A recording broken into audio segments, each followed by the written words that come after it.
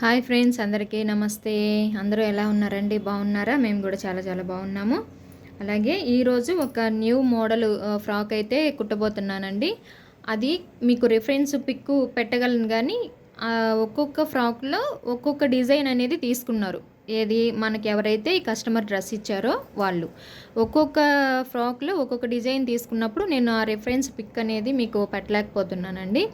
So anyway, last మనకి frock ఎలా వచ్చిందో మీరు కామెంట్లో చెప్పండి. అలాగే ఇంకా ఎవరైనా మన ఛానల్ని కొత్తగా చూస్తున్నట్టయితే ప్లీజ్ సబ్స్క్రైబ్ చేసుకోండి. సబ్స్క్రైబ్ చేసుకోవడం వల్ల నేను ఏ వీడియో ముందుగా కుట్టి అప్లోడ్ చేస్తానో ఆ వీడియో అనేది మీకు తొందరగా వస్తుంది, అందరికన్నా ముందు మీరు చూసేయచ్చు. ఓకేనా ఫ్రెండ్స్? ఇప్పుడైతే లైనింగ్ అండి. ఈ లైనింగ్ అనేది నేను పావడా కటింగ్ పెట్టానండి.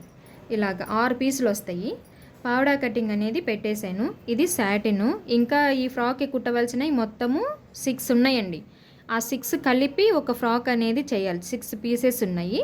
ఆ మొత్తం కలిపి ఒక ఫ్రాక్ అనేది చేయాలి. కాబట్టి నేను ఈ విధంగా ముందుగా అయితే ఇక్కడ లైనింగ్ చూపిస్తున్నాను. ఈ లైనింగ్ పావడా కటింగ్ పెట్టాను. ఈ మొత్తం జాయిన్ చేసేయాలి. ఈ ప్రతి ఒక్క పీస్ని జాయిన్ చేసేయాలి. నెక్స్ట్ వచ్చి సాటిన్. ఈ సాటిన్ కూడా నేను అంబ్రెల్లా కట్టి పెట్టి కట్ చేశానండి.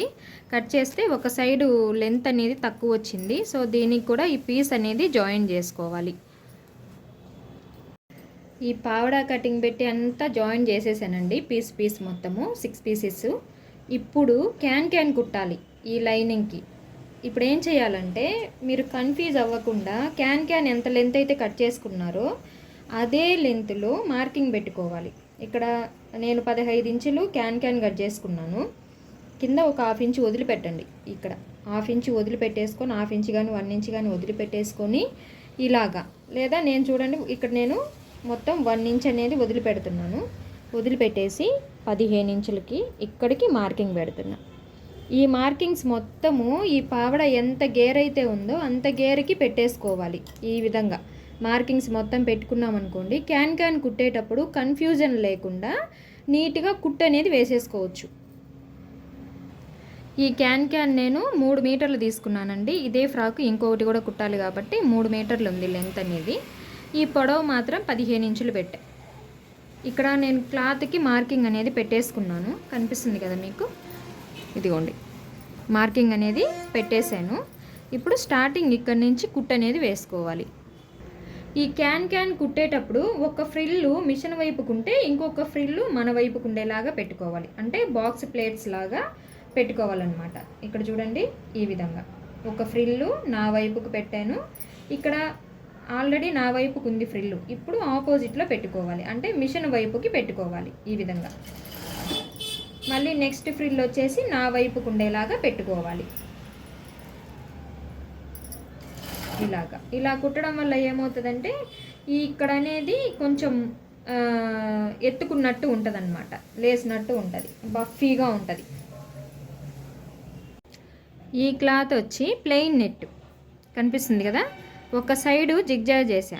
ఈ ఒక సైడు మిషన్ కట్ వస్తుంది కదా, ఈ నెట్ కట్ చేసేటప్పుడు అటు ఇటు ఇలా మిషన్ కట్ ఉండే సైడే నేను కట్ చేశాను అనమాట. ఇదైతే మనకి గట్టిగా ఉంటుంది కాబట్టి ఒక సైడ్ జిగ్జాగ్ చేశాను.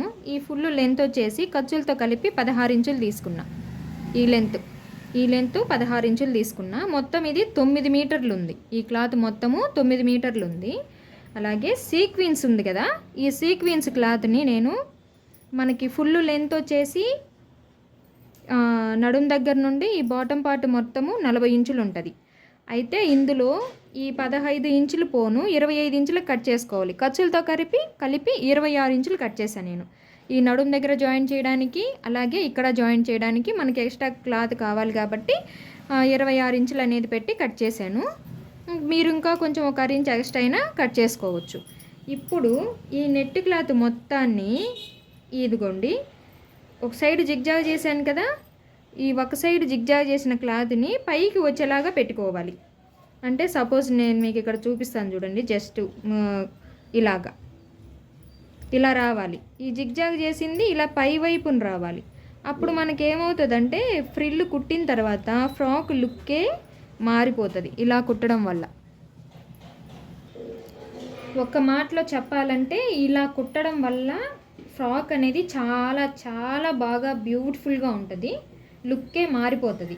ఇదిగోండి ఇలాగా సీక్వెన్స్ పైకి కనిపిస్తుండాలి, ఈ జిగ్జాగ్ ఫోల్డింగ్ అనేది లోపల వైపుకు ఉండాలి, పై వైపుకి ఇలా నీట్గా ఉండాలి. ఇలా ఒక్కొక్క ఫ్రిల్ని ఇలా పెట్టుకుంటూ నీట్గా కుట్ అనేది వేసుకోవాలి. కనిపిస్తుంది కదా ఎలా పెడుతున్నానో, ఈ విధంగా.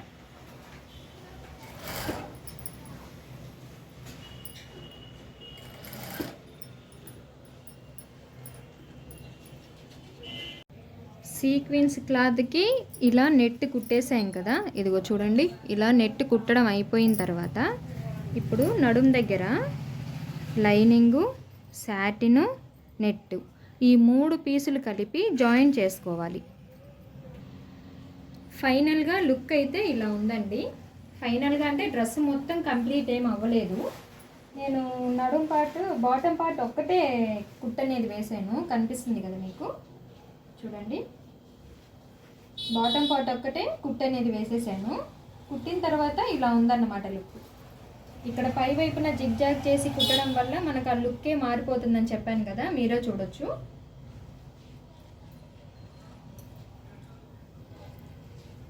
ఇవాల్టి వీడియో అయితే ఇదేనండి. ఈ వీడియో కనుక మీకు నచ్చితే ప్లీజ్ లైక్ చేయండి, షేర్ చేయండి, సబ్స్క్రైబ్ చేయండి.